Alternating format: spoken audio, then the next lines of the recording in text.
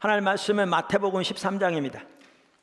천국은 마치 밭에 감추인 보화와 같으니 사람이 이를 발견한 후 숨겨두고 기뻐하며 돌아가서 자기의 소유를 다 팔아 그 밭을 사느니라. 또 천국은 마치 좋은 진주를 구하는 장사와 같으니 극히 값진 진주 하나를 발견함에 가서 자기의 소유를 다 팔아 그 진주를 사느니라. 아멘. 우리가 주일 낮 시간에 하나님 나라에 대해서 시리즈로 살펴보고 있습니다. 3주 전부터 하나님 나라의 말씀에 대해 살펴보고 있습니다. 그러면서 3주 전에는 사실 우리의 신앙과 삶에서 가장 중요한 중심의 문제를 살펴보았습니다. 사실 중심이 옳아야 나머지가 가능합니다. 그리고 만군의 여호와 하나님은 중심을 보시는 분이시죠. 너무 중요하고요.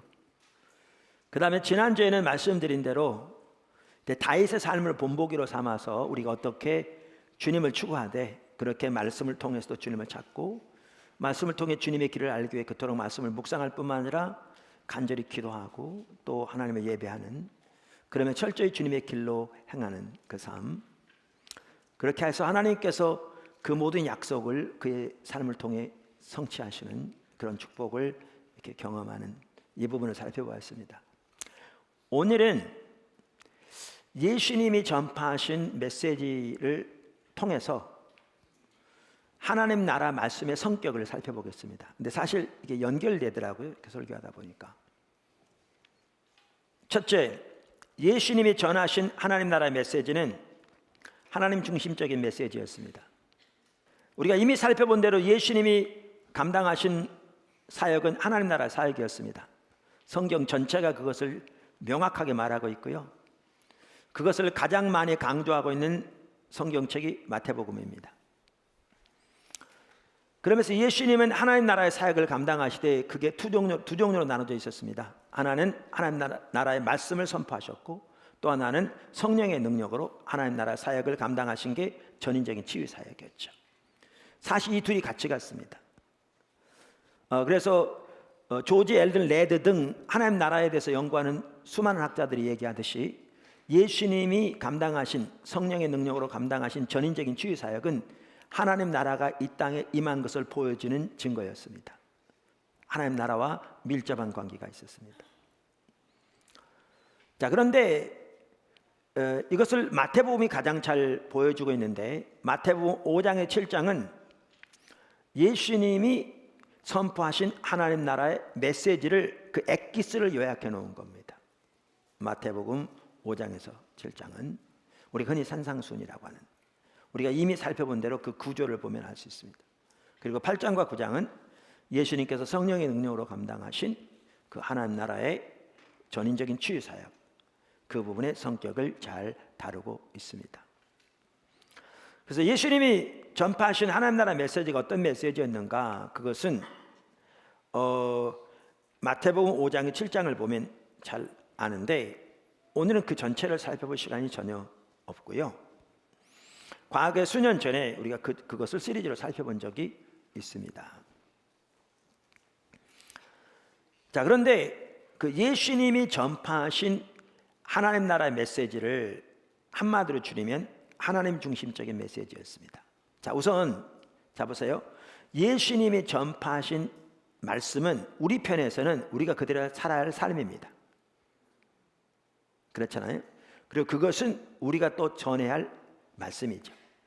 그러니까 하나님 나라의 말씀은 우리 편에서는 우리가 살아야 할 하나님 나라의 삶이고요. 동시에 우리가 전해야 할 말씀이죠. 이 연결되어 있죠. 자, 그래서 이 하나님 중심적인 메시지였습니다.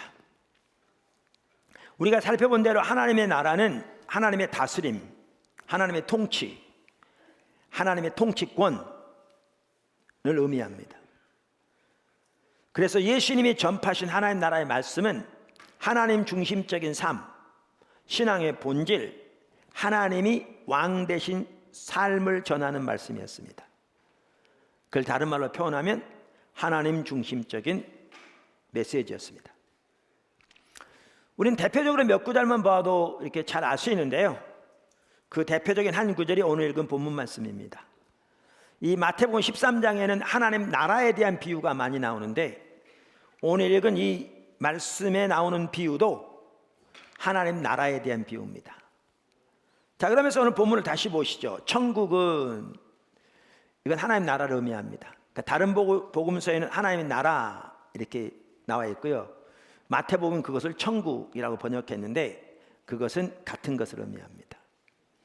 그래서 여기 천국만 하더라도 우리가 죽어서 가는 그 천국만 말하는 게 아니라 우리가 이 땅에, 그러니까 이 땅에 이미 임한 그 하나님 나라를 포함해서 전체적인 하나님 나라를 의미합니다. 이 부분 이미 살펴보았습니다.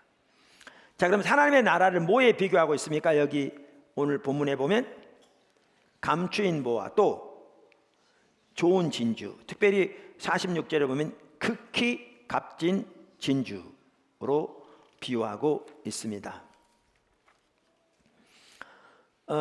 이것은 하나님 나라 혹은 하나님 나라의 왕이신 하나님이 혹은 예수님이 이 세상의 무엇과도 바꿀 수 없는 가장 값진 보화인 것을 의미합니다. 할렐루야. 그렇습니다. 하나님의 나라는, 하나님은 이 세상의 무엇으로도 감히 비교할 수도 바꿀 수 없는 가장 값진 보화입니다.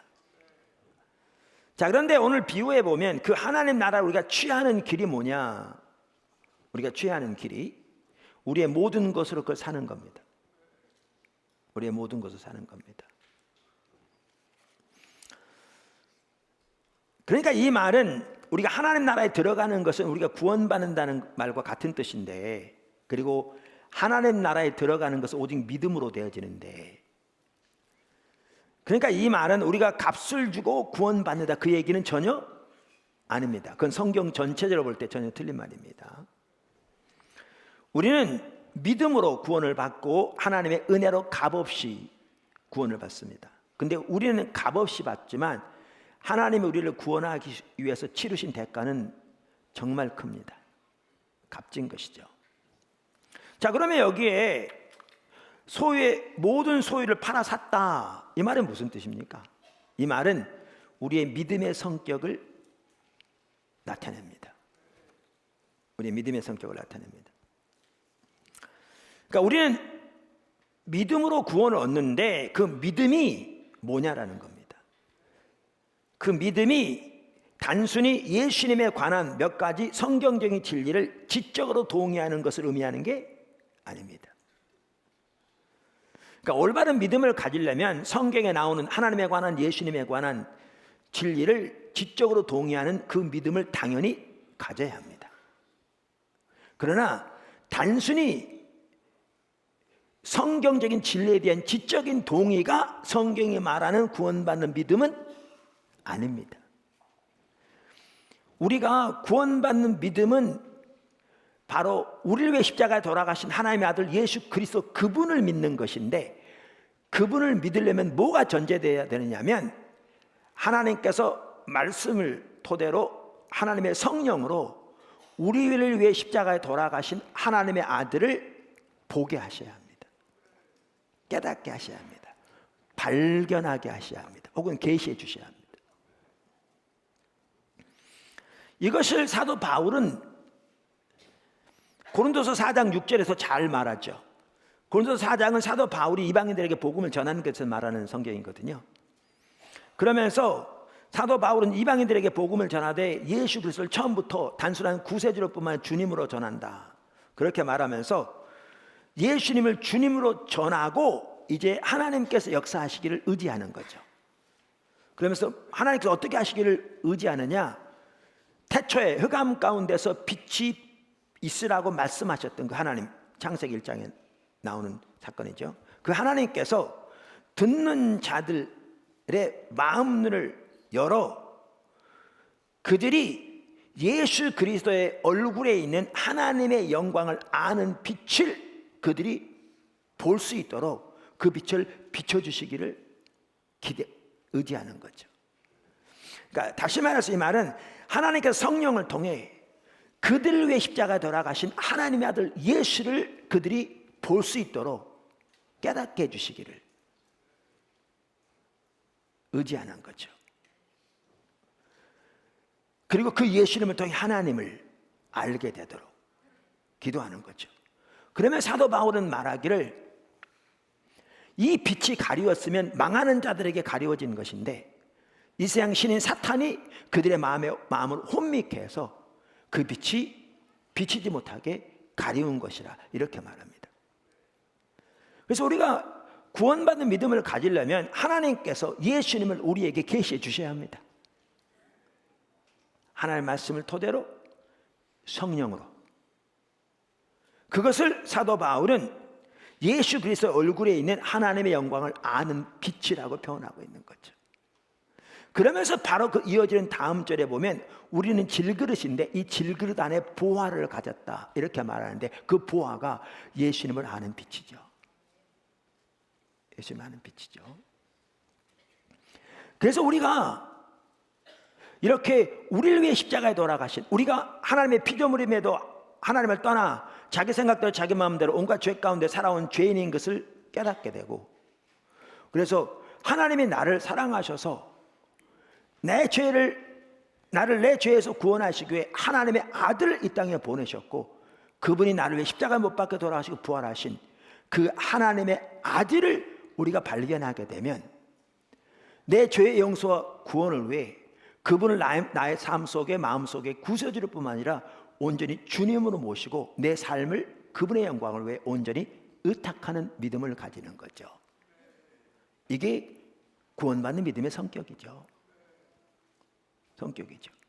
그래서 그것이 오늘 가장 값진 보화를 발견함에 이 발견한 게 성령으로 되어지는 거죠. 이 보화가 예수 그리스도죠.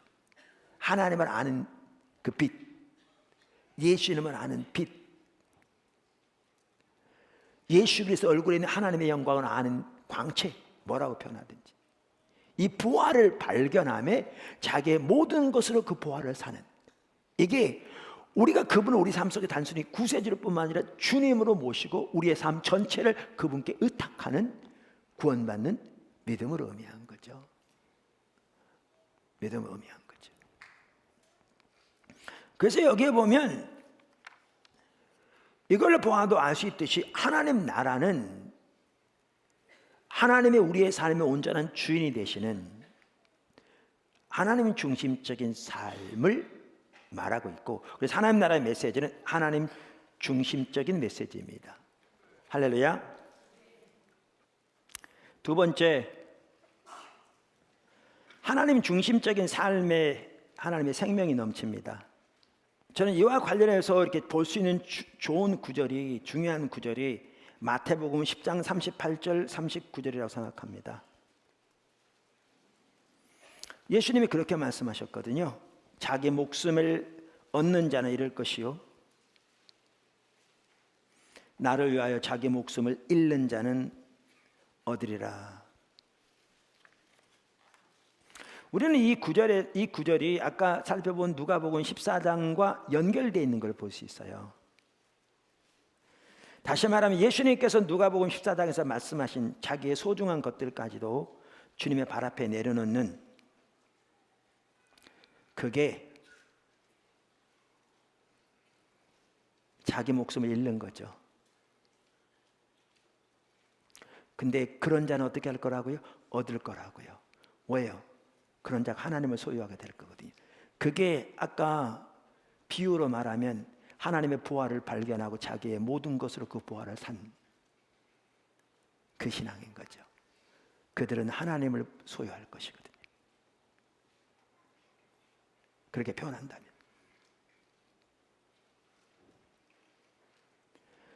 그래서 하나님이 왕으로서 그들의 삶 속에 통치하시고 그들의 삶 가운데 함께 하시고 임마누엘 하나님이 그들 가운데서 그들을 통해서 역사하실 것이기 때문에 하나님이 예비하신 생명과 은혜가 그들의 삶 속에 넘치게 되는 거죠. 그게 진정한 축복이죠. 그게 최선의 삶이고 그게 진정으로 복된 삶이죠. 세 번째, 거짓. 이 부분을 살펴보려면 거짓의 문제를 꼭 같이 봐야 되겠더라고요. 어느 시대건 신앙이 타락하면 거짓이 팽배합니다. 우리가 그것을 잘 볼 수 있는 시대가 예레미야 시대입니다. 그때는 신앙이 타락해서 하나님 백성들의 신앙이 타락해서 나라가 실제로 망한 상황입니다. 우리는 성경 몇 구절만 보아도 그 시대가 얼마나 거짓이 팽배했는가를 볼 수 있습니다. 제가 몇 구절 읽어보겠습니다. 예레미야 5장 31절. 선지자들은 거짓을 예언하며 제사장들은 자기 권력으로 다스리며 내 백성은 그것을 좋게 여기니 그 결국에는 너희가 어찌하려느냐. 거짓을 예언한대요. 그 백성들은 좋아하고. 예레미야 6장 13절. 이는 그들이 가장 작은 자로부터 큰 자까지 다 개역 한글에 탐람하며 이렇게 되어 있는데 선지자부터 제사장까지 다 거짓을 행함이라. 그러니까 제사장 선지자 할 것 없이 큰 자부터 작은 자까지 다 탐심으로 가득하며 거짓을 행한다 이렇게 되어 있습니다. 오늘날도 이런 구절을 읽으면 우리는 그래요. 야, 그 시대 정말 타락했구나. 그러니까 나라가 망하지. 근데 우리는 진리를 좋아하잖아요. 그러니까 저들과 다르다고 생각하죠. 문제는 여기에 거짓이 뭘 말하냐는 거죠. 그걸 봐야죠. 왜 이게 중요하냐면요, 우리가 지금 말씀을 살펴보고 있거든요. 말씀을. 자, 그럼 여기 지금 뭐를 거짓이라고 그랬는가를 보아야 합니다. 그것을 볼 수 있는 가장 좋은 구절이 예레미야 6장 12절에서 13절입니다. 14절. 내가 그 땅 주민에게 내 손을 펼 것인즉 그들의 집과 밭과 아내가 타인의 소유로 이전되리라. 여호와의 말씀이니라. 심판을 말씀하시죠. 이는 그 이유는 그들이 가장 작은 자로부터 큰 자까지 다 탐욕을 부리며, 개역 개정판입니다. 선지자로부터 제사장까지 다 거짓을 행함이라. 자, 그러면서 그러니까 하나님이 심판하실 텐데 거짓 때문에 심판하실 거라 그 얘기예요. 그 핵심적인 이유로. 그러면 14절에 보면 그 거짓의 성격이 나옵니다. 그들이 내 백성의 상처를 가볍게 여기면서 말하기를 평강하다 평강하다 하나 평강이 없도다. 그리고 여기에 말하는 거짓이 뭔 줄 아십니까? 평강이 없는데 평강이 있다고 선포한다고 그걸 거짓이라는 겁니다. 그럼 어떤 분들은 이럴 수 있어요. 뭔가 중대한 일이 같은 겨우 그걸 가지고 그러느냐. 그럴 수 있는데 아니에요. 매우 중대한 일이에요. 자, 여기 평강이란 말은요, 히브리어 샬롬인데 단순한 마음의 평안을 말하는 것이 아니고 우리의 삶의 모든 영역에 하나님의 통치하심으로 우리 삶 속에 하나님의 생명과 은혜가 넘친 걸 말합니다. 아까 하나님이 신명기 30장에 내가 한쪽에는 생명과 복을 두고 다른 쪽에 사망과 화를 두었다 그랬잖아요. 이 생명, 복과 같이 가는 게 뭐냐? 그게 평강입니다. 이게. 근데 여기 심각한 게 있습니다. 그게 뭐냐 하면 그 당시 모든 종류의 종교 지도자들이 하나님의 말씀에 기초해서 평강을 외쳤습니다. 다시 말합니다. 그 당시 모든 종류의 종교 지도자들이 하나님의 말씀에 기초해서 평강을 외쳤습니다. 무슨 말이냐? 사무엘하 7장, 역대상 17장에 보면 하나님이 다윗 왕조에게 주신 언약이 나오는데 이 언약은 다윗 왕조의 헌장과도 같을 만큼 중요한 언약입니다. 우리나라로 말하면 대한민국 헌법과 같은 그러한 중요한 언약입니다. 그 언약의 핵심적인 내용이 뭐냐면 하나님이 다윗 왕조를 세우고 그 왕권, 그러니까 나라, 그 가문, 그 보좌를 영원히 견고하게 하시고 그곳에 영원한 평강을 주시겠다는 겁니다. 뿐만 아니라 이 언약과 밀접하게 관련되어 있는 것이 예루살렘 성전인데 그 예루살렘 성전에 하나님이 눈과 귀가 영원히 거기에 머물게 있다는 겁니다. 그리고 거기서 드리는 기도를 들으시겠다는 겁니다. 그게 언약입니다. 역대상 23장 25절 다윗이 이르기를 이스라엘 하나님 여호와께서 평강을 그 백성에게 주시고 예루살렘에 영원히 거하시나니. 자 보세요. 그 당시 종교 지도자들이 왜 평강을 외쳤는 줄 아십니까? 하나님이 자 보세요. 예레미야 시대에 그 나라가 다윗의 나라였어요. 다윗의 자손이 왕에 앉아 있었습니다. 그 나라를 다스리고 있었습니다. 그 가문이요 다윗의 가문이었습니다. 그 보좌 다윗의 보좌였습니다.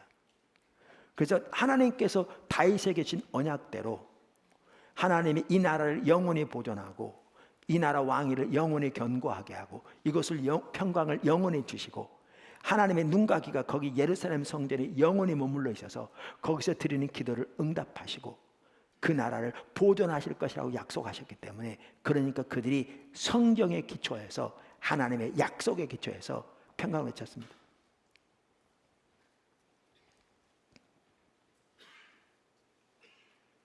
근데 하나님이 예레미야를 보내서 그걸 거짓이라고 그런 겁니다. 여러분이 그 시대에 살았더라면 하나님의 말씀에 기초해서, 그냥 언약도 아니고 하나님이 다윗 왕족인 그 중요한 언약에 기초해서 평강을 전하는 그 수많은 종교 지도자들의 말을 들었겠습니까? 아니면 생긴 것도 이상하게 생긴 예레미야라는 놈이 와가지고 그 모든 것을 거짓이라고 말하는 예레미야 말을 들었겠습니까? 그래서 그들 못 알아들었습니다. 그래서 그들 못 돌이켰습니다. 하나님은 아무리 외쳐도. 하나님은 그랬잖아요. 예루살렘 성전에 보내서 예레미야 7장 10절에 보면 이것이 여호와의 성전이라, 이것이 여호와의 성전이라, 이것이 여호와의 성전이라는 거짓말을 믿지 말라.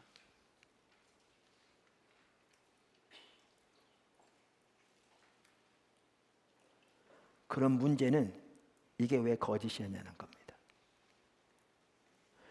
예레미야의 예언대로 나라가 망하고 보니까 예레미야가 참된 선지자인 게 증명된 거죠. 그래서 예레미야서가 하나님의 말씀으로 받아들여진 거죠. 그러니까 예수님 시대의 바리새인들은 예레미야서를 하나님의 말씀으로 받아들였기 때문에 예레미야 시대의 자기 조상들이 거짓이 팽배한 건 알았는데, 성경에 써 있으니까 그 거짓이 뭔지를 모르니까 자기들이 똑같은 상태에 있으면서도 몰랐죠. 우리가 얼마든지 그럴 수 있습니다. 오늘날도. 그럼 이게 왜 거짓이었는데? 성경에 기초한 건데. 성경에 보면 하나님의 모든 약속은 하나님의 백성들이 하나님을 알고 존재를 사랑하는 신앙의 본질 가운데서 하나님의 길로 향하며 하나님의 목적에 온 사람으로 동참하는 그 삶을 살 때 성취되게 되어 있습니다.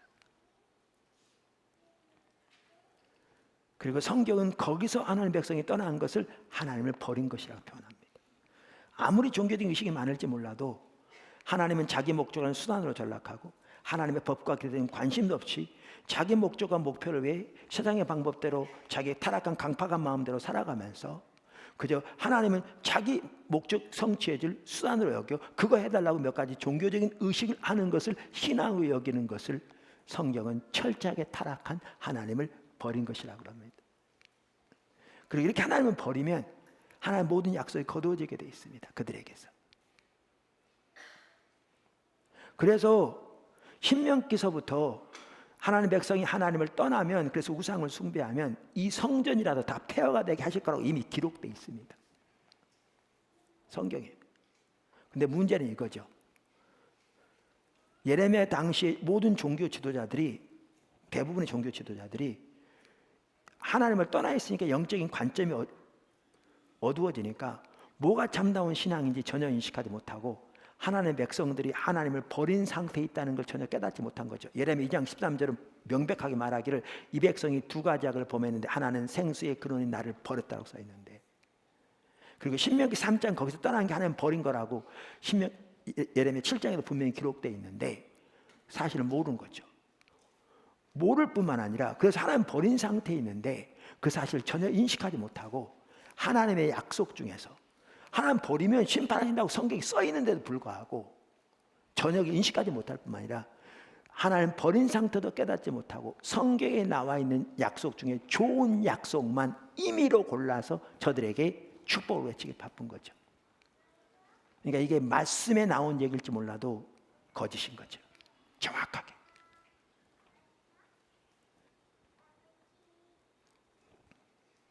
그래서 예레미야 23장에 이렇게 말씀하시잖아요. 예수님, 하나님께서 16절 만군의 여호와께서 이같이 말씀하시되 너희에게 예언하는 선지자들의 말을 듣지 말라. 그들은 너희에게 헛된 것을 가르치나니 그들의 말한 묵시는 자기 마음으로 말미암은 것이요 여호와의 입에서 나온 것이 아니니라. 그들이 항상 나를 멸시하는 자에게 이르기를. 여기 멸시한다면 하나님 버린다는 말은 같은 뜻이거든요. 이사야 7장 4절을 보면 그들에게 이르기를 너희가 평안하리라. 다시 말하면 축복이라, 생명이라, 평안이라, 그 뜻인 거죠. 여호와의 말씀이라 하며 또 자기 마음에 강팍한 대로 행하는 모든 사람에게 하나님의 길을 철저히 버리고 자기 길 세상의 길을 따라 살아가는 그들에게 재앙이 너희에게 임하지 아니하리라 하였느니라. 누가 여호와의 회의에 참여하여 하나님과 친밀한 교제지요 그 말을 알아들었으며 누가 귀를 기울여 그 말을 들었느냐. 이 선지자들은 내가 보내지 아니하였어도 다름질하며 내가 그들에게 이르지 아니하였어도 예언하였은즉 그들이 만일 나의 회의에 참여하였더라면 내 백성에게 내 말을 들려서 그들로 악한 길과 악한 행위에서 돌이키게 하였으리라. 왜 거짓이 보이십니까? 이제 하나님 백성이 하나님 버린 상태인데 그걸 무시하고 전혀 깨닫지 못하고 성경에 나오는 좋은 약속들만 임의로 골라서 그들에게 축복을 전하기 바쁜 거죠. 그게 거짓인 거죠. 여러분 이게 오늘날도 심각합니다.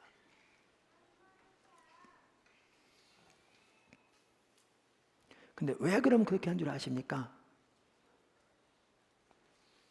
어느 시대건 신앙이 타락하면 하나님의 백성들은 거짓을 좋아합니다. 아까 거짓을 좋아한다고 그랬잖아요. 거짓을 고집하고 하나님께 돌아오기를 거부한다고 그랬잖아요. 이 말이 뭔 말인지 아세요? 나 거짓 좋아해 이거 아닙니다. 누가 그렇게 말합니까? 바리새인도 그렇게 안 했잖아요. 이 말은 뭐냐 하면 신앙이 타락하면 하나님의 목적을 위해 삶이 드려지는 게 아니라 자기 목적을 위해 살며 하나님은 자기 목적으로 수단으로 전락합니다. 그러니까 하나님의 길에 대해서는 관심도 없습니다. 하나님의 목적에는 관심도 없습니다. 그러니까 자기 목적 성취에만 관심이 있습니다. 그리고 다른 모든 것은 자기 목적 성취를 위한 수단에 불과합니다. 하나님께 드리는 제사도 하나님께 드리는 헌금도 하나님께 드리는 봉사도 다 자기 목적을 위한 수단에 불과합니다. 그러니까 그들은 다윗처럼 지난주에 살펴본 다윗처럼 하나님의 길을 알아 그 가운데 서기 위해 하나님 말씀 앞에 하나님의 길을 알기 위해 그토록 애통함으로 서는 게 전혀 없고 이사야 30장이 말한 것처럼 하나님의 법에 대한 관심도 없습니다. 자기 목적 성취에만 관심이 있습니다. 소위 말하면 복 받는 데만 관심이 있습니다. 문제 해결되면 있는 데만 관심이 있습니다. 자기 사업 잘 되는 데만 관심이 있습니다. 자기 자녀 좋은 학교 들어간 데만 관심이 있습니다. 이렇게 전락하고 맙니다. 그러니까 그들이 원하는 것은 결국 축복뿐입니다. 그 평강뿐입니다. 부드러운 메시지뿐입니다. 그러니까 그 당시 종교 지도자들은 그들의 환심을 사기 위해 그들이 요구하는 그들이 원하는 평강을 전한 겁니다. 좋은 약속들만 임의로 골라서 하나님을 떠나 있는 백성에게 그들이 하나님과 동의하는 친밀한 교제 가운데 있다면 전혀 다른 차원입니다. 그리고 하나님의 인도를 따라서 전하는 건 전혀 다른 차원인데 그래서 거짓인 겁니다. 그래서 하나님 백성들이 거짓을 고집하고 하나님께 돌아오기를 거절하는 겁니다. 이게요 그 시대만의 문제가 아닙니다. 그래서 우리가 하나님의 말씀을 살펴볼 때 이 거짓의 문제를 반드시 살펴봐야 합니다. 거짓은 그래서 하나님의 말씀이 아닙니다. 성경에서 나온 말일지 몰라도 하나님의 말씀이 아니에요. 여기 나온 것처럼.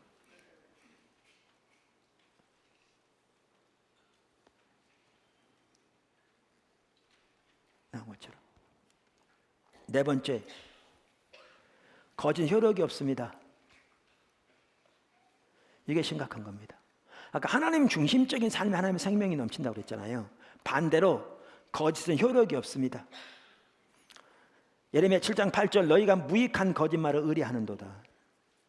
예레미야 23장 32절 나 여호와가 말하노라 보라 거짓 몽사를 예언하여 이르며 거짓과 헛된 자만으로 내 백성을 미혹하게 하는 자를 내가 치리라. 이게 무슨 말인지 아십니까? 그 당시에 예루살렘 성전에서 많은 제사를 드렸습니다. 그랬더니 선지자 제사장들이 뭐라고 했는지 아십니까? 여러분이 오늘 안식일에 이 하나님이 자기 눈과 귀를 영원히 두시겠다고 맹세하시고 하나님께서 우리의 기도를 들으시겠다고 하신 이 예루살렘 성전에 와서 여러분이 오늘도 성대한 예배를 드렸으니 하나님이 이 나라를 지키실 것이고 이 나라를 보호하실 것이고 저 열방의 강국들로부터 이 나라를 지키실 것입니다. 하나님이 다윗의 왕조를 보호하시고 하나님께서 평강을 영원히 두실 것입니다. 이렇게 외친 걸 거짓이라는 거예요. 이렇게 외친 걸 뭐라고 말하냐면 여기 보시면 이걸 통해 듣는 하나님의 백성들을 헛된 자만으로 미혹했다고 말해요. 왜? 이 거짓이 그 나라를 구원하지 못했거든요. 이게 다가오는 하나님의 심판을 막지 못했어요. 왜냐하면 하나님께 하나님의 심판이 막아지려면 그들이 하나님께 돌아왔어야 되는데, 신앙의 본질로 돌아온 하나님 중립적인 삶으로 돌아왔어야 되는데, 하나님 중립적인 메시지니까 나와 내 회의에 참여했더라면 내 말을 저들에게 들려서 그 악한 일에 돌이키게 하였으리라. 이렇게 해서 그들이 자기 강팍한 마음을 따라 사는 자기 중심적인 삶에서 하나님 중심적인 삶으로 돌이켜져야 했을 텐데, 그러면 살았을 텐데, 그걸 그대로 묵과하고 성경에 나온 좋은 약속들만 임의로 골라서 저들에게 축복과 평강을 외쳐더니 이것은 그들을 마약으로 미혹시키는 것에 불과한 것처럼 얘기해요. 헛된 자만으로 내 백성을 미혹해 하는 자들이라고 표현해요. 거짓은 효력이 없어요. 여러분이 말씀을 말할 때 이 거짓의 문제를 제대로 보지 못하면 하나님 나라 말씀은 전혀 이해하지 못합니다. 전혀 이해하지 못합니다. 이 거짓의 문제를 봐야 이게 얼마나 심각하고 오늘날 팽배한가를 볼 수 있습니다. 그리고 하나님의 백성들이 그 시대처럼 얼마나 심각하게 거짓을 원하는지를 볼 수 있습니다. 그걸 집착하는지를 볼 수 있습니다. 오늘날 성경이 기록되어 있는데 우리는 그 구절을 읽으면서 그게 우리인 걸 모르는 거죠. 왜? 여기 거짓이 뭔지를 모르니까.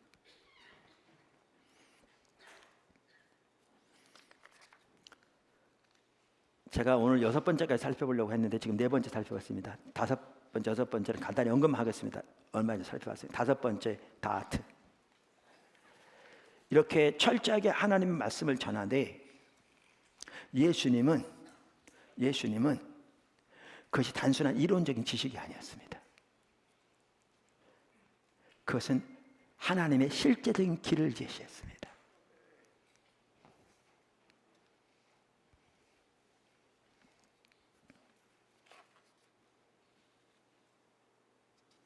반면에 바리새인들은, 그러니까 호세아서에 이 백성이 지식이 없으면 망한다고 그러니까 그들은 그것이 성경적인 지식으로 알았다니까요. 그리고 바리새인들은 누구보다 성경적인 지식이 뛰어났고 그 지식이 정통이었기 때문에 자기는 자기 조상들과는 근본적으로 다르다고 생각했다니까요. 근데 그 지식은 단순한 성경적인 지식이 아니라 철저하게 하나님의 말씀인 성경적인 지식에 토대하되, 성경에 토대하되 하나님과 인격적인 관계 안에서 하나님과 삶을 살아감으로 얻어지는 하나님의 길에 대한 실제적인 지식이었다는 거예요.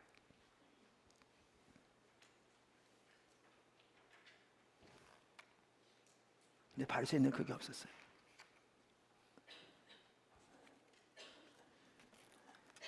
제가 이 부분 그냥 넘어가면 얼마 전에 설교했긴 합니다만 좀 모를 수 있는데 제가 자세히 설명할 시간이 없습니다. 그냥 간단히 언급하고 넘어가겠습니다. 여기 한번 보실래요? 요한복음 5장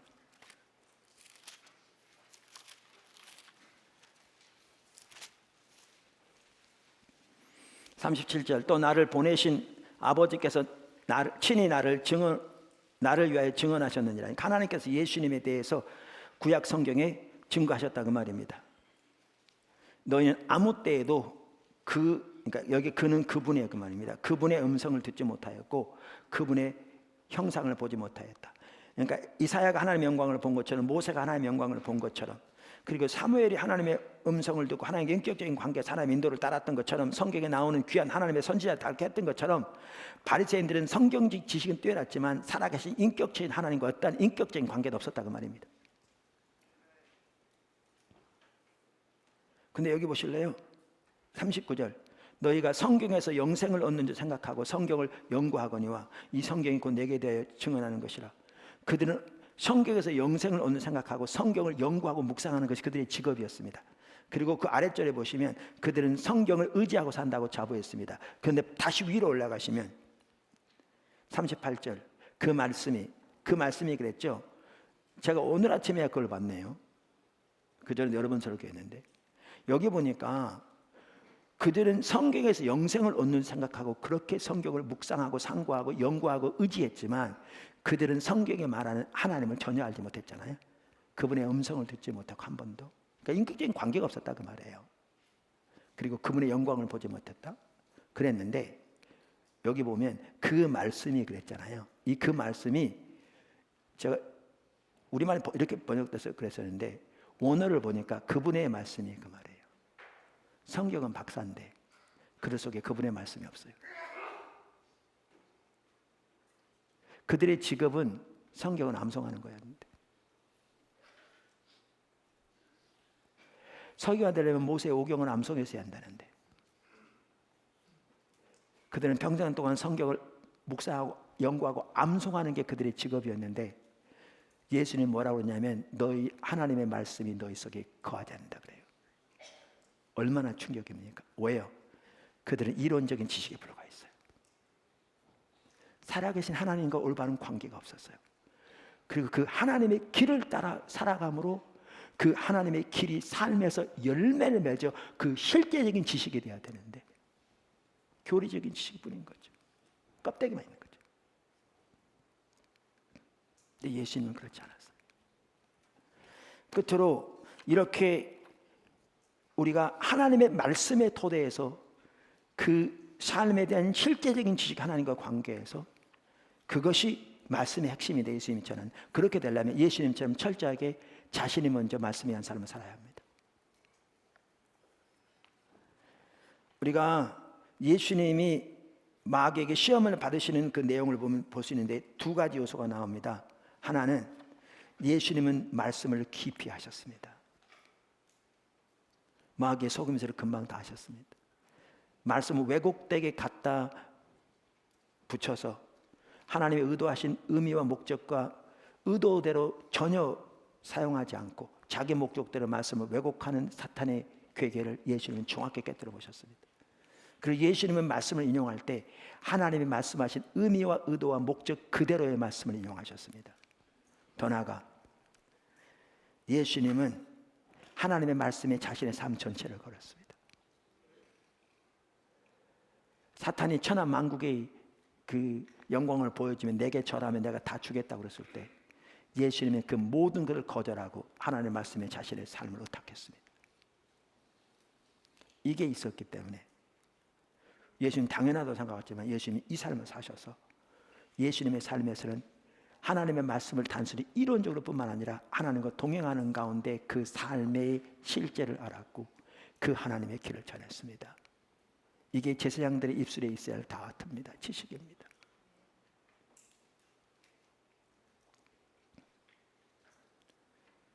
자, 하나님 나라의 메시지. 제가 왜 이 부분을 살펴봤냐면 포도나무교회 성도들 또 포도나무 특별히 방문한 성도들만 하더라도 오늘날 말씀에 대해서 정말 이렇게 왜곡돼 있어요. 일부는.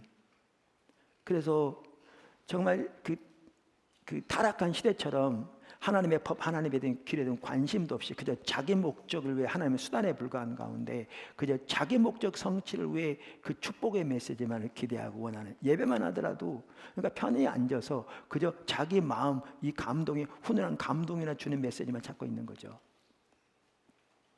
하나님의 길에 대한 관심조차 없는 거죠. 지난주 살펴본 다윗은 전혀 그렇지 않았는데 하나님의 길을 알기 위해 그토록 하나님의 길에 서서 그 단순히 성경적인 지식만 있다고 되는 게 아니고 하나님과 관계에서 하나님께서 그 하나님의 길을 깨닫게 해주셔야 되기. 예를 들면요, 제가 지금 그 로마서 8장을 보면 나중에 이제 설교할 겁니다. 신약 시대에 예수 믿는 사람들의 삶은 정확하게 성령의 한 삶입니다. 명백하게 나와 있습니다. 로마서 8장에. 사실 서신서 핵심은 로마서라고 로마서의 꽃은 8장이라고 그러잖아요. 거기에 보면 우리 신앙은 철저하게 성령에 의한 삶입니다. 신약시대 사람은 명확합니다. 다른 구절도 명백한데 제로의 여지가 없도록 나옵니다. 그러면서 거기 뭐라면 성령을 따라 사는 삶이라고, 성령의 인도를 따라 사는 사람이라고, 성령에 의한 사람. 이게 갈라디아서 5장과도 연결됩니다. 근데 자 보십시오. 성령에 의한 사람은 어떻게 사느냐? 철저하게 말씀에 토대하죠. 그래서 제가 더 그걸 자세히 알기 위해서 이런 주석도 찾아보고 저런 주석도 찾아보고 이런 원어도 보고 저런 설명도 보고 봅니다. 그러면 전반적으로 볼 때 두 가지가 들어있습니다. 하나는 성령의 인도를 따라 살려면 성령과 교제 가운데 그분의 인도를 따라 살아야 합니다. 이게 명확합니다. 재론이 없습니다. 재론할 수 없습니다. 반박할 수 없습니다. 이건 성경적으로 명확합니다. 근데 또 하나가 있습니다. 성령의 능력으로 사는 삶입니다. 이 성령의 능력 말할 때 표적과 기사를 지금 제가 말하는 게 아니고요. 우리의 죄를 이기고 육신을 이기는 그 능력을 지금 언급합니다. 표적과 기사의 능력도 있습니다. 지금 제가 지금 말하는 거는. 왜냐하면 에베소 3장에도 뭐라고 그랬냐면 에베소 3장에도 사도 바울이 기도할 때 하나님께서 그 영광의 풍성하심을 따라 하나님의 능력으로 우리를 충만케 해달라. 성령으로. 그러면서 우리의 속사람이 강건케 돼서 우리가 믿음으로 예수가 우리 안에 내주하신 삶을 살게 해달라고 기도합니다. 여기도 뭐가 필요한 성령의 능력이 필요합니다. 그래서 아까도 말한 대로 성령에 의한 삶에 이 두 가지가 있는 것을 학자들이 다 동의하더라고요. 다가 아니라도 대부분 많은 분들이 이 부분을 언급하고 있더라고요. 제가 보니까. 자, 그러면 이겁니다. 어떻게 그 능력을 힘입냐는 거죠. 이게 다릅니다. 제가 지금까지 설명한 것은 성경적인 지식이고요.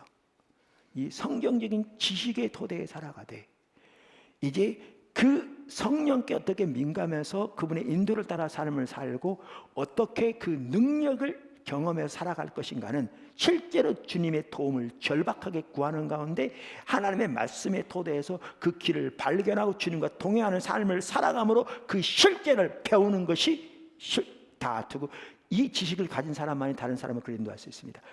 예수님이 그 삶을 사셨습니다.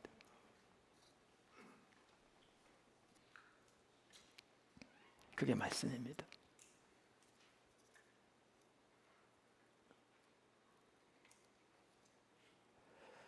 그래서 예수님이 전하신 말씀은 우리 편에서는 살아야 할 삶입니다.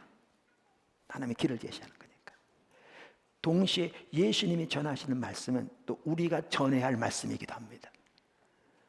그래서 예수님이 전하신 말씀의 성격과 우리가 살아야 할 삶의 성격 둘은 같이 가고 그것이 곧 우리가 전해야 할 말씀의 성격이기도 합니다.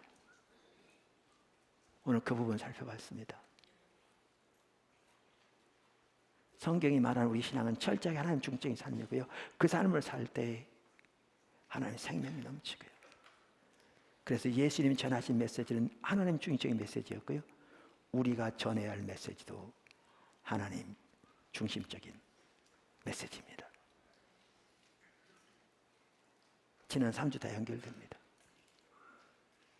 포도나무 교회가 그렇게 철저하게 하나님의 말씀 위에 서기를, 진정한 말씀에 단순한 교리적인 지식이 아니고 자기 원하는 대로 선별적으로 자기 원하는 것만 취하는 그런 잘못된 것이 아니고 정말 주님의 길을 알기 위해 하나님의 말씀 묵상하며 주님의 도움을 구하여 절박하게 선 가운데 하나님의 길이 보여진 대로 그 삶을 조정해서 그 길에 서기를 추구하고 주님의 은혜를 구하는 가운데 그 안에 자라나는, 그리고 그 길로 다른 사람을 인도하는 그러한 하나님 중심적인 삶 또한 메시지를 전하는 우리들이 되기를, 그래서 하나님의 약속하신 그 약속 다 이루어지고 성취되는, 그리고 여러분의 삶의 모든 영역에 하나님의 생명이 넘치는 그 복된 삶이 여러분에게 있기를 주님으로 축원합니다. 기도하겠습니다.